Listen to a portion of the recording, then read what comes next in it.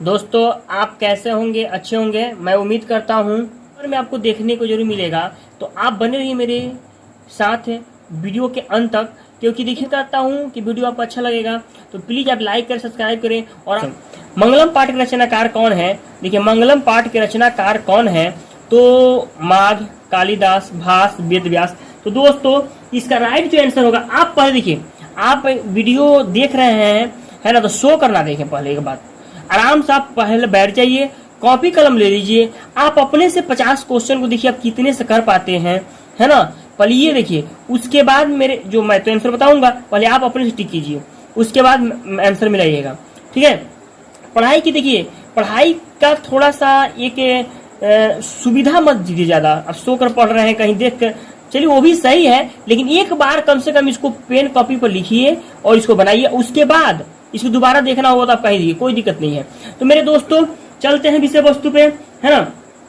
कि first question देखिए, मंगलम पाठ रचनाकार कौन है? तो आपके पास 4 आंसर है, तो आप आंसर टिक लगाएंगे कि इसका आंसर क्या होगा। तो चलिए इसका आंसर जो होगा दोस्त, है ना, वेद व्यास होगा। क्या होगा इसका आंसर जो होगा? वेद व्यास होगा, है ना। क्या होगा दोस्तों? इसका आंसर क्या होगा? वेद व्यास होगा, है ना। तो ये आंसर आपका वेद व्यास लगा लिए होंगे। मैं उम्मीद करता हूं कि आपका आंसर जो बिल्कुल सही आया होगा, वेद व्यास, है ना। तो चलिए नेक्स्ट क्वेश्चन पे हम लोग चलते हैं। 2 नंबर पे, उपनिषद किसका सिद्धांत प्रकट करता है? देखिए 4 ऑप्शन आपके पास है, पुराण का, दर्शन का, ईश्वर का, आत्मा का। तो पहले आप लगाइए इसका आंसर, है ना। तो चलिए दोस्त, इसका आंसर जो होगा बी इज राइट आंसर, यानी आप दर्शन का होगा। तो देखिए ये क्वेश्चन आपको 2021 में पूछा हुआ है ना। तो दोस्त ये 2021 का क्वेश्चन है, बिल्कुल इंपॉर्टेंट क्वेश्चन है। चलिए दोस्तों नेक्स्ट पॉइंट पे चलते हैं। नेक्स्ट क्वेश्चन आपका 3 नंबर है। आप 3 नंबर प्लीज पढ़ेंगे और आप आंसर लगाएंगे कि 3 नंबर क्वेश्चन क्या कहता है। दोस्त 3 नंबर क्वेश्चन कहता है कि किसे वश में नहीं किया जा सकता है? तो मेरे दोस्त पर आत्मा, परमात्मा, सिंह, विद्या। तो आप किसे वश में नहीं कर सकते भाई, है ना। आप किसे वश में नहीं कर सकते हैं? कभी आत्मा को कर सकते हैं वश में? आत्मा को कभी वश में नहीं कर सकते हैं। तो दोस्त आत्मा को कभी आप वश में नहीं कर सकते हैं। इसका राइट आंसर क्या हो जाएगा? ऑप्शन ए, है ना, ऑप्शन ए हो जाएगा। चलिए नेक्स्ट क्वेश्चन पे चलते हैं हम लोग। मंगलम पाठ से है, मंगलम पाठ कहाँ से संकलित है? तो आपके पास आंसर होना चाहिए दोस्त। आप पहले लगाइए, आप क्या लगा सकते हैं? वेद से, पुराण से, उपनिषद से, वेदांग से। तो इसका आंसर जो होगा, अभी मुझे उम्मीद लगता है कि आप सही किए होंगे, है ना। और ये उपनिषद। मैं एक बार और बात बताना चाहता हूं कि आपका कितना सही हो रहा है, कितना गलत हो रहा है। आप प्लीज, है ना, आप कमेंट बॉक्स में बताएंगे 50 क्वेश्चन में सर मेरा इतना सही हुआ और इतना गलत हुआ, है ना। बिल्कुल मेरे दोस्त, पहले आप कमेंट बॉक्स में बताएंगे कि ये इतना मेरा क्वेश्चन सही। दोस्त मैं देखिए नेक्स्ट क्वेश्चन में फिर चलता हूं कि सत्य से किसका रास्ता प्रस्त होता है? तो भैया देखिए 4 ऑप्शन आपके पास है। घर का, देखिए ऑप्शन ए देखिए, घर का, देवलोक का, है ना, देवलोक का, और यहाँ विद्यालय का, और देखिए युद्ध का। तो दोस्त पहले ये आप देखिए कि इसका जो आंसर आप पहले लगाइए, है ना।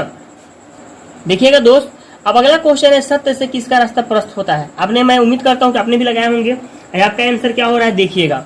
तो देखिए घर का, देवलोक का, विद्यालय का, युद्ध का। अरे दोस्त सत्य से किसका रास्ता प्रस्त होता है ना। तो देवलोक का। क्या आंसर होगा दोस्त? देवलोक का।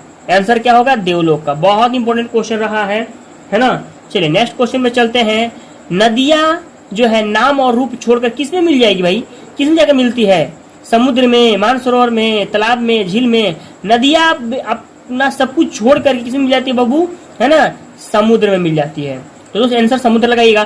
देखिए आपको अगर वीडियो अच्छा लगता है तो प्लीज लाइक जरूर करें, कमेंट बॉक्स में जरूर बताएं कि मैं इसी तरह से अगले वीडियो बनाऊं, है ना। बिल्कुल आप बताइए कि सर इस पे वीडियो और बना रही है, तो मैं तभी कंटिन्यू कर पाऊंगा। ठीक है, हौसला मिलता है ना दोस्त।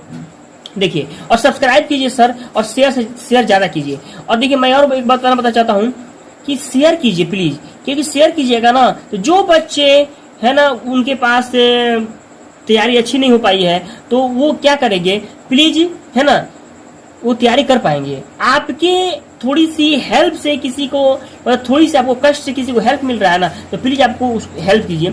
ज्यादा से ज्यादा अपने व्हाट्सएप पर, फेसबुक पर शेयर कीजिए वीडियो को, है ना। और दोस्तों फिर नेक्स्ट क्वेश्चन में चलते हैं, पढ़िएगा। तो ये 6 नंबर क्वेश्चन तो आपको लगता है अभी सही किए होंगे। कठोपनिषद में किसके बारे में कहा गया? कठोपनिषद में किसके बारे में कहा गया है? तो ऑप्शन 4 है, देखिए, परमात्मा, मोक्ष, माया, मोह, धन। तो किसके बारे में कहा गया है दोस्त? तो ये जो है आपका मोक्ष के बारे में कहा गया है। राइट आंसर इसका मोक्ष होगा, बी इज राइट आंसर। सत्य धर्म के लिए किसको हटा दें?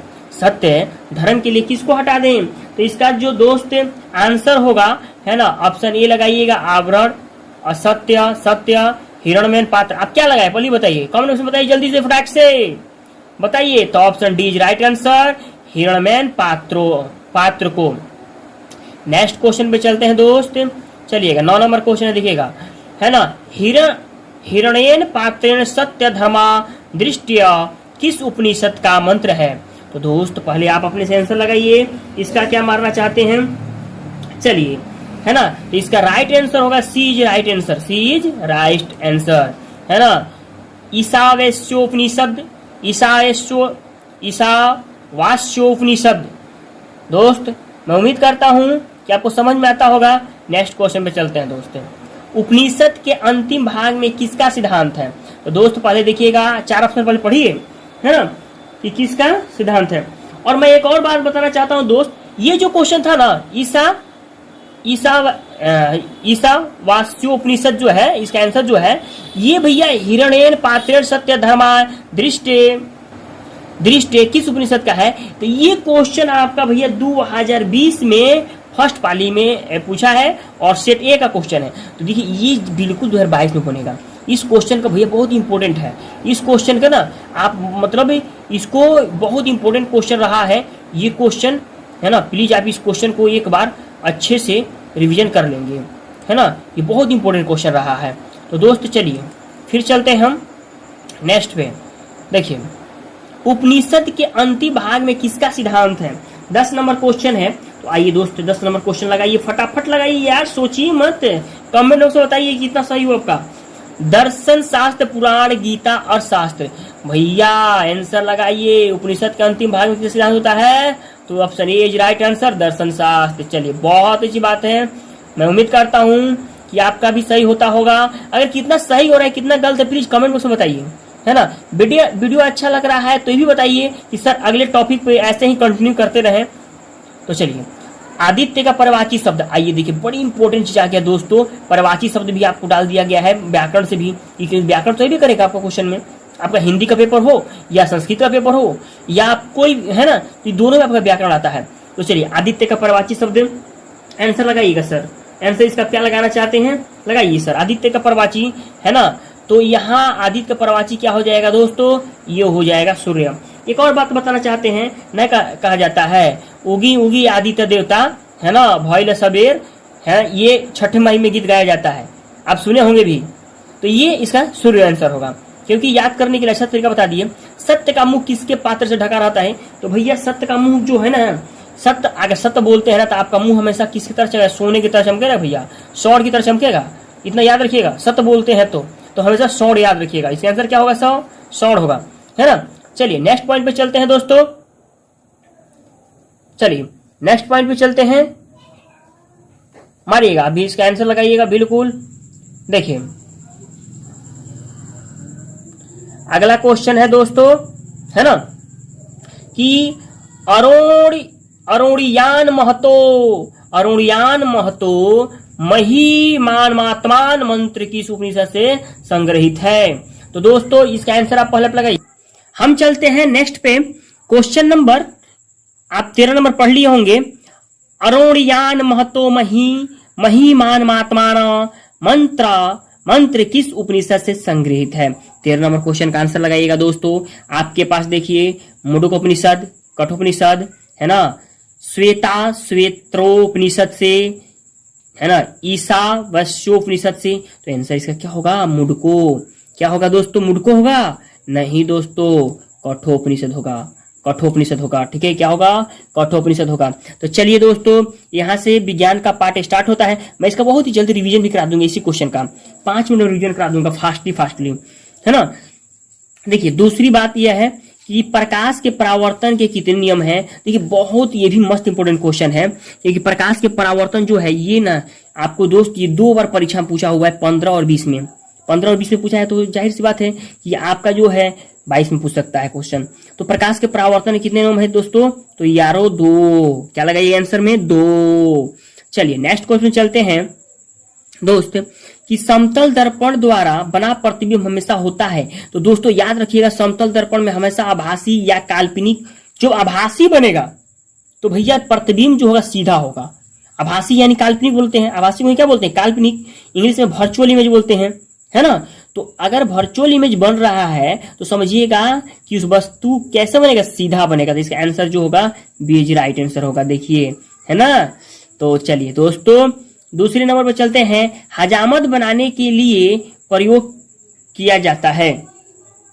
तो नेक्स्ट क्वेश्चन में चलते हैं कि हजामत बनाने के लिए प्रयोग किया जाता है।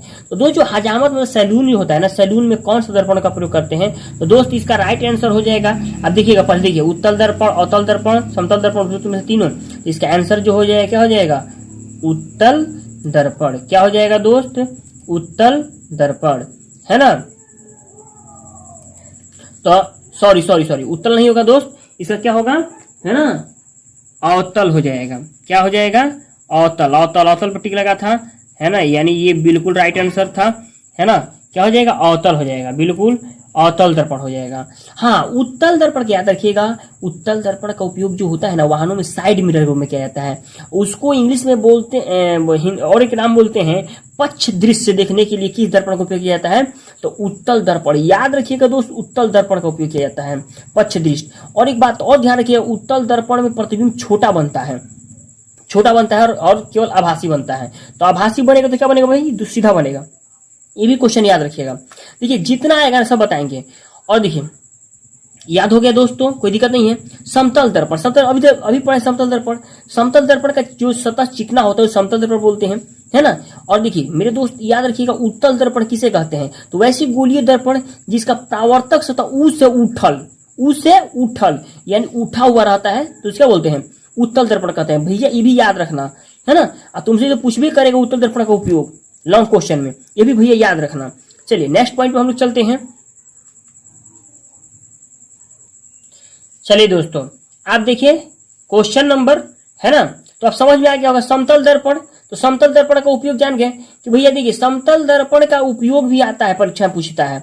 तो समतल दर्पण में जो प्रतिबिंब जितना आगे रहेगा उतना ही उसका पीछे प्रतिबिंब बनता है, और समतल दर्पण में आभासी प्रतिबिंब बनता है। तो भैया आभासी बनेगा तो सीधा बनेगा, ये तो जानते हैं ना। चलिए दोस्तों आइए चलते हैं। एक अवतल दर्पण की फोकस दूरी 10 सेंटीमीटर है, तो उसको करता त्रिज्या निकालना है। तो आप समझिएगा मेरी बात को, है ना, कि फोकस दूरी एफ दिया है, छोटका एफ दिया है ना। आपको क्या निकालना है, आर निकालना है। तो एफ बराबर क्या होता है, R/2। तो आर बराबर क्या हो जाएगा 2F, यानी इसका आंसर जो हो जाएगा 20 क्या हो जाएगा, 20 सेंटीमीटर हो जाएगा दोस्त। क्या हो जाएगा, 20 सेंटीमीटर हो जाएगा। चलिए नेक्स्ट क्वेश्चन में चलते हैं। तो अब देखिए आपको बता दिए ना कि एफ छोटा एफ जो होता है ना, एफ बराबर छोटा एफ बराबर R/2। तो एफ कितना था, 10 था, है ना। एफ आपका कितना था, 10 था। और चलिए दोस्तों आगे चलते हैं, कंटिन्यू करते हैं वीडियो को।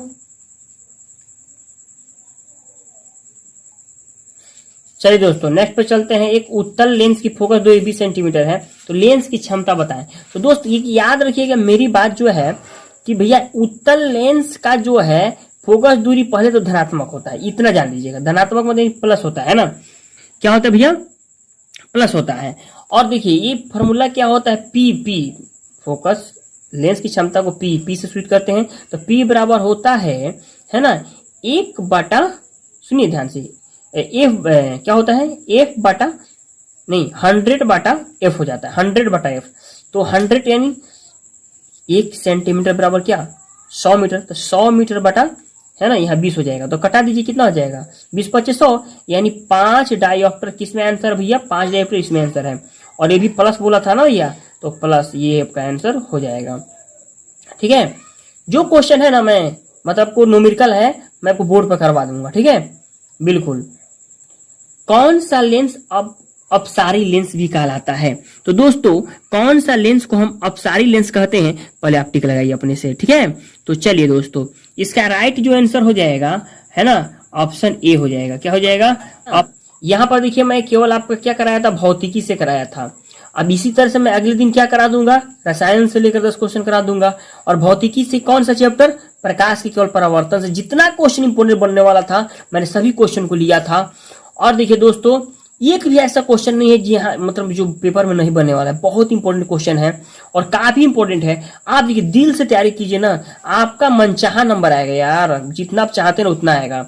बशर्ते आप लाइक करें, सब्सक्राइब करें, चैनल को ज्यादा से ज्यादा शेयर करें, तभी मेरे को क्या बोला, मनोबल बढ़ेगा, है ना। कमेंट बॉक्स में बताएं कि आपको वीडियो कैसे लग रहा है भैया, है ना। देखिए सामाजिक विज्ञान में भूगोल लिए हैं, तो अभी भूगोल लिए हैं, कल क्या ले लेंगे भैया, इतिहास ले लेंगे। कल इतिहास से क्वेश्चन करा देंगे आपको। चलिए दोस्तों, है ना, कार्य क्वेश्चन 24 नंबर की सौर ऊर्जा निम्नलिखित में से कौन सा संसाधन है। तो भैया सौर ऊर्जा जो है ना, इसको एक ऐसा संसाधन है जिसे हम पुनः पूर्ति कर सकते हैं, है ना। पुनः पूर्ति मानवकृत है, मानव बनाया है भैया। सूरज की ऊर्जा को मानव बनाया है? नहीं। अजैव है? नहीं। अच्छा करिए है? नहीं। तो क्या होगा, पुनः पूर्ति योग है, राइट। अरे बस समझे ना। तो चलिए दोस्तों, इसको क्या बोलते हैं, नवीकरणीय बोलते हैं। एक और बात बताना चाहते हैं, देखिए बहुत इंपॉर्टेंट क्वेश्चन आ गया, चिपको आंदोलन। आप तो जानते होंगे चिपको आंदोलन, वो चिपको आंदोलन है ना, जो अब आंसर आप लगाइए, उसके बाद हम बताएंगे सब कुछ, आंसर लगाइए।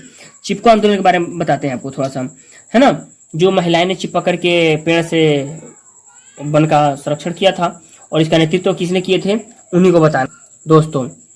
इसका राइट आंसर क्या हो, सुंदरलाल बहुगुणा हो जाएगा। अब एक और बात आपसे जानिएगा कि सुंदरलाल बहुगुणा का जो है ना मृत्यु हो गया है, और ये मृत्यु कब हुआ है ये भी जान लीजिएगा, लिख लीजिएगा। वो नहीं बोले कॉपी कलम लेकर बैठिए ना प्लीज, हम बोल रहे हैं जो लिखिए 21 मई 2000, है ना, 21 को भैया, 21 और 21 याद रखिएगा ये।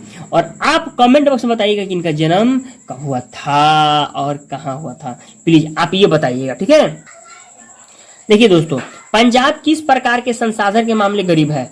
बाप रे बाप, कितना मस्त क्वेश्चन आ गया दोस्त, है ना, कि पंजाब जो है किस मामले में वो गरीब है। तो देखिए भैया, पंजाब जो है, आंसर आप लगाइए ना पहले यार। तो पंजाब जो खनिज के मामले में क्या है, बहुत गरीब है।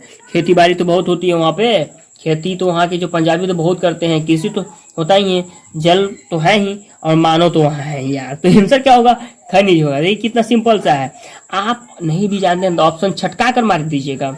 मानव कहाँ नहीं है भाई, मानव सब जगह है, मानव भी संसाधन है, वो तो सब जगह है। और जल तो वहाँ पे है ही, जल का थोड़ी अभाव है, राजस्थान थोड़ी है कि जल का अभाव है। और खेती तो वहाँ लोग करते हैं किसान, पंजाब से गेहूँ आता है, ठीक है, बहुत ज्यादा आता है। अभी वो चल ही रहा है, हरियाणा और पंजाब के जो आपको किसान आंदोलन चल रहा है कि नहीं चल रहा है दिल्ली में। हाँ चलिए आते हैं क्वेश्चन में, राजस्थान में किस संसाधन की कमी है। तो राजस्थान में किस संसाधन की कमी है, आप पहले लगाइए। अरे इतना आसान तो क्वेश्चन, हलवा छाप क्वेश्चन है भैया। ए भैया, आप तो सौर ऊर्जा तो मारी देगा, सौर ऊर्जा तो सभी जगह है, पवन ऊर्जा तो हवा तो सभी जगह है, क्या सभी गलत थोड़ी है। यहाँ भाई पानी की बड़ी कमी है राजस्थान में, क्या भैया, पानी की बड़ी कमी है वहां पे। और एक बात याद रखिएगा, डिजर्ट जो है, डेजर्ट मतलब रेगिस्तान जो है, सबसे भारत का बड़ा रेगिस्तान कहाँ है, वही है, राजस्थान में है। और राजस्थान की राजधानी है जयपुर। उसका नाम आप बता दीजिए, केवल नाम बताइए, है ना, उस रेगिस्तान का नाम बताइए, कौन सा रेगिस्तान है उसका नाम बताइए प्लीज, है ना। चलिए आप नाम बताइए उसका प्लीज। चलिए, वहां का मुख्यमंत्री का नाम सुन लीजिए, राजस्थान के मुख्यमंत्री का अशोक गहलोत हैं। तो वहां का राज्यपाल और उस रेगिस्तान का नाम बताइए प्लीज, है ना। चलिए दोस्तों, बहुत अच्छी बात है। आते हैं नेक्स्ट क्वेश्चन में, काली मृदा का दूसरा नाम। तो कितना मस्त क्वेश्चन आ गया दोस्त, आप लगाइए। काली मृदा से हम बहुत सारा क्वेश्चन जानेंगे। काली मृदा का दूसरा नाम क्या है, तो देखिएगा, अब बोले ना कॉपी कलम लेकर बैठिए, जितना एक्स्ट्रा बोल रहे हैं ना सबको लिखिए दोस्त, है ना। तो देखिए ये क्या है, रेगुर मृदा। और ये काली मिट्टी जो है किसके लिए अति उपयुक्त है, तो कपास के लिए है ना। और एक और जानिए मेरे दोस्त, काली मिट्टी तो हो गया, है ना। अब देखिए ना, देखिए वीडियो लंबा इसलिए जा रहा है दोस्त क्योंकि बड़ी एक्स्ट्रा चीज बता रहे हैं। और लाल मिट्टी सुन लीजिए ध्यान से, लाल मिट्टी के बारे में जान लीजिए थोड़ा सा। आप बलुई मिट्टी जानते हैं, बलुई मिट्टी किसी लिए उपयुक्त है भाई, ये आलू वगैरह के लिए उपयुक्त है। और मक्का कब बोया जाता है? अरे बलुआ समझ में आता है ना, बलुआ वाला खेत, वो समझ में आता है कि नहीं आता है? हाँ देखिए, लाल मिट्टी हमारे यहाँ नहीं पाया जाता है, क्योंकि लाल मिट्टी में क्या आयरन ऑक्साइड पाए जाते हैं, और इसमें चाय की खेती बड़ी उपयुक्त है भाई, चाय खेती होती है। और पर्वतीय मिट्टी तो ये मैदानी क्षेत्र में कहाँ से पाया जाएगा? हम लोग बिहार का अधिकांश क्षेत्र क्या है? मैदानी क्षेत्र है। अब भैया पर्वतीय, यहाँ पर्वत जहाँ होता होगा, है ना, उस मिट्टी को क्या बोलते हैं? पर्वतीय मिट्टी बोलते हैं। और यहाँ और एक और बात जानिए, है ना, जलोढ़ मिट्टी का दूसरा नाम, ये कमेंट बॉक्स में बताइए, है ना, और नहीं मालूम है तो भी बताइएगा, हम उसको, है ना, कमेंट बॉक्स में रिप्लाई कर देंगे, या वीडियो जो बनाएंगे ना उस वक्त बता देंगे जलोढ़ मिट्टी का दूसरा नाम। प्लीज, बहुत इंपॉर्टेंट क्वेश्चन है दोस्तों। सोपानी कृषि किस राज्य में प्रचलित है? ये कितना मस्त बात बोला है भाई कि सोपानी कृषि जो है किस राज्य में प्रचलित है। तो याद रखिएगा दोस्त, है ना, कि सोपानी कृषि किस राज्य में प्रचलित है। इसका आंसर आप पहले लगाइए अपने से, और इसका आंसर बताइए कि किस राज्य में प्रचलित है। चलिए, तो आप क्या लगाएं, है ना, क्या लगाएं? ये उत्तराखंड होगा। अच्छा, एक बात मुझसे आप ये बताइएगा कि उत्तराखंड में, अभी देखिए उत्तराखंड इसका आंसर होगा, क्या होगा दोस्तों? उत्तराखंड होगा। तो उत्तराखंड की राजधानी कहाँ है? देहरादून, सब कुछ तो जानते होंगे। तो है ना, भारत में ये पहली बार एक हुआ है कि एक दिन के लिए कोई लड़की सीएम बनी है। तो उस लड़की का नाम आप बता देना है कि उस लड़की का नाम क्या है।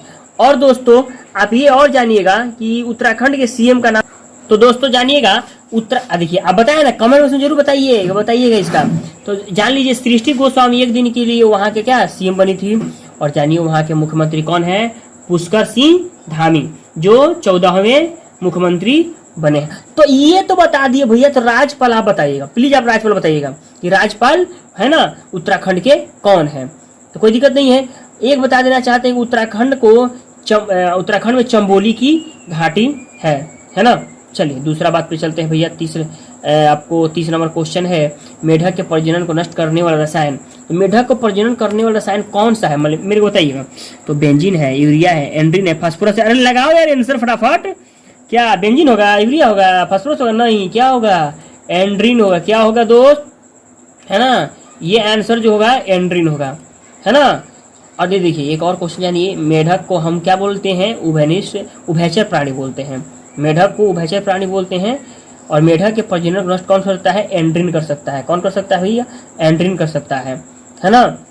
तो देखिए कमेंट बॉक्स में बताइएगा। ये जो लाल से हम तो कर रहे हैं, कोई दिक्कत नहीं ना आपको? दिख रहा है ना आपको अच्छा से? नहीं दिखेगा तो कलर चेंज हो जाएगा भाई, है ना। चलिए दूसरी क्वेश्चन पे चलते हैं।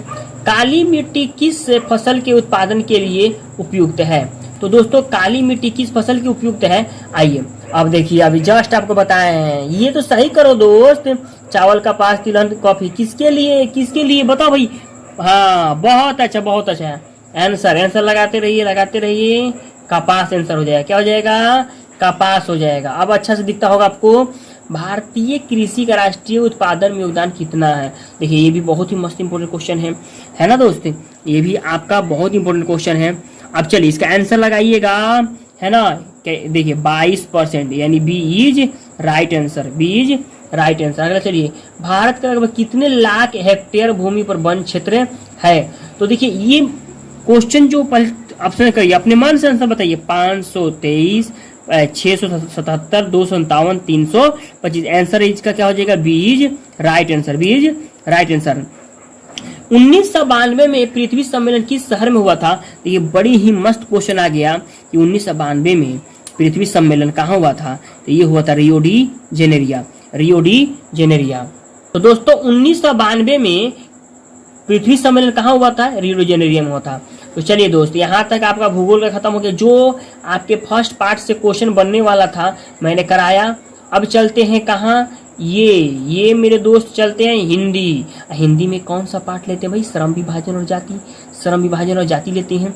और हिंदी में देखिए फर्स्ट पार्ट का क्वेश्चन है। इसे देखिए बोले ना कि जो पार्ट से क्वेश्चन बनने वाला था इंपोर्टेंट मैंने लिया, जिससे मतलब इंपोर्टेंट क्वेश्चन एग्जाम में आ सकता है।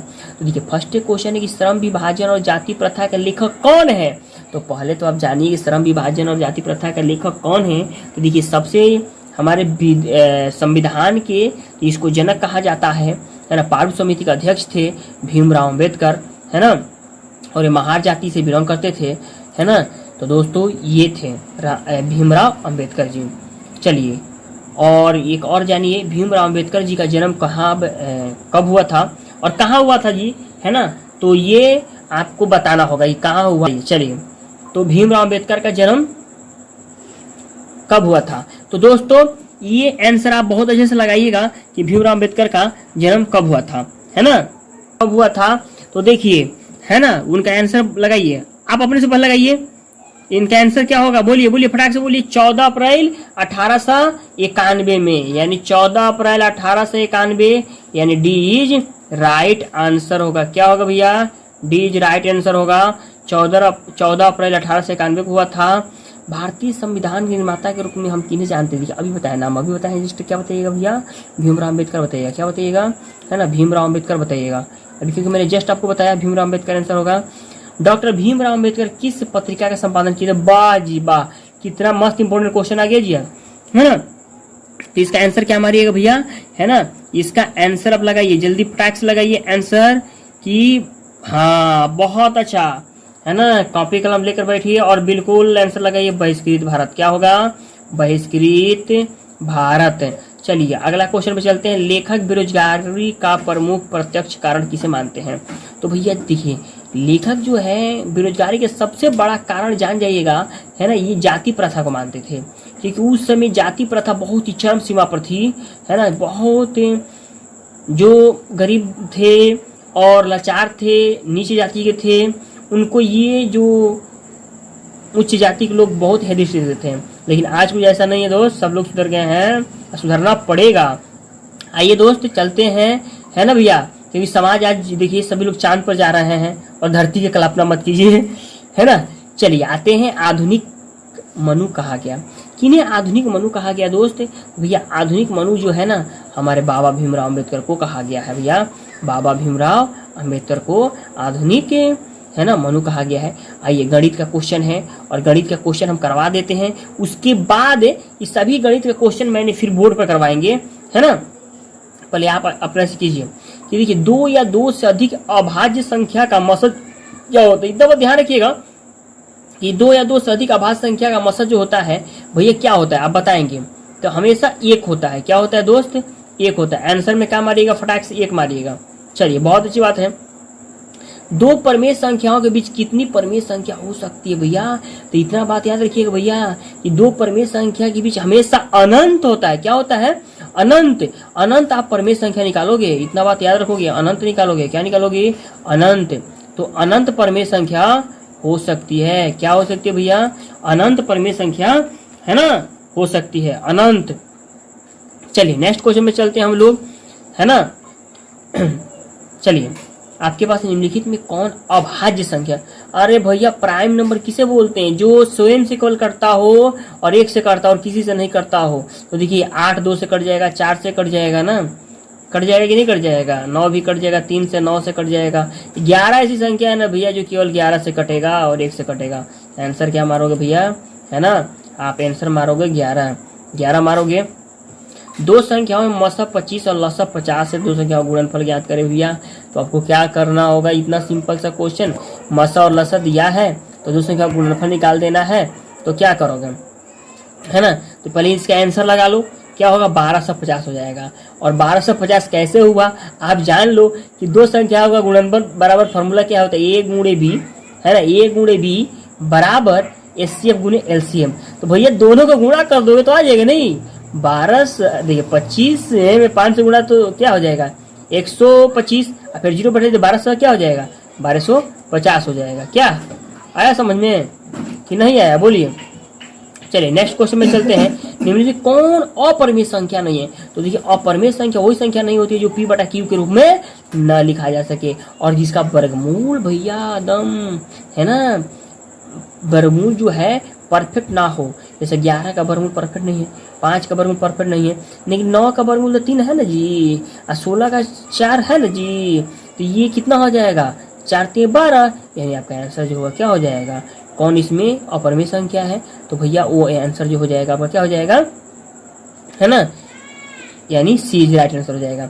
देखिए यूक्लिड विभाजन एल्गोरिथम का दो धनात्मक पूर्णांकों के निम्न से किस परिकलन करने की अरे भाई यूक्लिड विभाजन से हम क्या निकालते हैं भैया, ये तो एचसीएफ निकालते हैं, ये तो सब बच्चों को मालूम है, एचसीएफ निकालते हैं। अरे बड़ी इंपॉर्टेंट क्वेश्चन है भाई, यूक्लिड विभाजन जितना भी वास्तविक संख्या से बनेगा क्वेश्चन अब बनाया है, बड़ी इंपॉर्टेंट क्वेश्चन है। चलेगा, दो क्रमिक सम संख्याओं का एचसीएफ क्या होता है? तो याद रखिए भैया, दो क्रमिक जो है, क्रमिक मतलब क्रम से आने वाले दो क्रमिक सम संख्या। तो सम संख्या देखिए आप, एक दो भी सम संख्या है और चार भी एक सम संख्या है ना। तो दो और चार में क्या रहे, 2 और 4 को तोड़िएगा तो 2 गुणे 2, यानी दोनों में कॉमन क्या मिल गया, 2, यानी आंसर इसका क्या हो जाएगा भैया, 2 हो जाएगा। क्या हो जाएगा दोस्तों, है ना, ये 2 हो जाएगा। आंसर में मारिएगा, क्या मारिएगा, 2 मारिएगा, राइट आंसर आपका क्या हो जाएगा, 2 हो जाएगा। चलिए बहुत अच्छी बात है। इनमें से कौन से अपरिमेय संख्या है? तो देखिए 3 गो जो होगा परिमेय होगा, एक एक अपरिमेय होगा। तो देखिए 9 का वर्गमूल क्या होता है, 3 होता है, और 25 का क्या होता है, 5 होता है, और 7 का 49 होता है, यानी 20 क्या है, 20 एक अपरिमेय संख्या है। 20 क्या है, एक अपरिमेय संख्या। चलिए, है ना, कह रहा है कि संख्याओं में 25 और 50 के एचसीएफ और एलसीएम का गुणनफल क्या होगा? तो देखिए, अरे दोस्तों अब आपको करना क्या है ना, गुणनफल जो है करना क्या है, मेरी बात को ध्यान से समझिएगा थोड़ा से। देखिए आपको कुछ नहीं किया, घुमा दिया फिर क्वेश्चन। अब कह रहा है ना कि दो संख्याओं में 25 और 50 के एचसीएफ और एलसीएम का गुणनफल क्या होगा? अरे भैया, तो आप एचसीएफ निकाल लोगे और फिर एलसीएम निकाल लोगे, दो संख्या का गुणनफल बराबर क्या होता है, एचसीएफ गुणा एलसीएम होता है। तो ये वही आंसर हो जाएगा भैया। देखिए इसका आंसर जो आपने किया था ना, कौन सा किया था याद है आपको? यानी आपका आंसर जो ये हम बताते हैं, शायद 46 नंबर क्वेश्चन नहीं, 46 नहीं 44 नंबर क्वेश्चन था, सेम 44 से। देखिए बात दोनों का ही है, एचसीएफ गुणे एलसीएम बराबर दो संख्या का गुणनफल। अब ये क्वेश्चन घुमा दिया था कि दो संख्या का गुणनफल मतलब दिया है और उसका एलसीएफ एलसीएम निकालते हैं, एचसीएफ और एलसीएम गुणा कर देते हैं, कोई दिक्कत नहीं है। अब चलिए, कितना मस्त क्वेश्चन आ गया है कि देखिए 6/15 का दशमलव पर शांत होगा, शांत होगा। तो देखिए कोई भी संख्या शांत तभी होती है, कोई भी संख्या शांत तभी होती है जब उसके हर जो है 2 और 5 के फैक्टर हो जाए। क्या बोले हैं, कोई भी संख्या अगर भिन्न में दी हो, भिन्न में आएगा ना, भाग देना होगा ना, तो वो शांत तभी होगी जब उसका हर 2 और क्या 5 के रूप में, हर का 2 और 5 के रूप में गुणनखंड हो जाए, फैक्टर हो जाए। तो देखिए, तो 3×5=15, ये क्या हो जाएगा, 3×5=15 है ना। तो 3 यानी 5 तो आ रहा है ना। अरे ज्यादा दिक्कत हो रहा है ना, तो भाई उसमें गुणा ना कर लो, तुम भाग कर लो ना। ये देखो उसमें 5 है ना दोस्त, आंसर में क्या मारिएगा, आंसर में बिल्कुल मारिएगा 7। अब देखिए दिमाग पर जोड़ देने की जरूरत नहीं है, ये छोटा है ना, तो भागे कर लीजिएगा भाई। क्या कीजिएगा, 6 लिखिएगा, भाग कर दीजिएगा, है ना। ये जो 10 क्वेश्चन था ना, हम इसको फिर आपको सॉल्यूशन इसका कराएंगे, ठीक है। कब, अगले वीडियो में। अगले वीडियो में पहले से सॉल्यूशन कराएंगे 10 क्वेश्चन का कि कैसे बना, है ना। और उसके बाद पहले आप सॉल्यूशन कर लीजिएगा, उसके बाद मैं फिर क्वेश्चन लाऊंगा। तो उम्मीद करता हूँ कि वीडियो अच्छा लगा होगा यार। वीडियो अच्छा लगता है तो लाइक करें, सब्सक्राइब करें और शेयर करना तो भूलें ही नहीं भैया। तो शेयर कीजिए, ज्यादा शेयर कीजिएगा। जो बच्चे नहीं पढ़ रहे हैं वो प्लीज पढ़ेंगे, जिनकी दैनिक स्थिति अच्छी नहीं है वो पढ़ें, है ना। कम से कम खर्च में तो पढ़ पाएंगे अच्छे तरीके से। तो चलिए दोस्तों, है ना, जय हिंद जय भारत, है ना, गुड नाइट।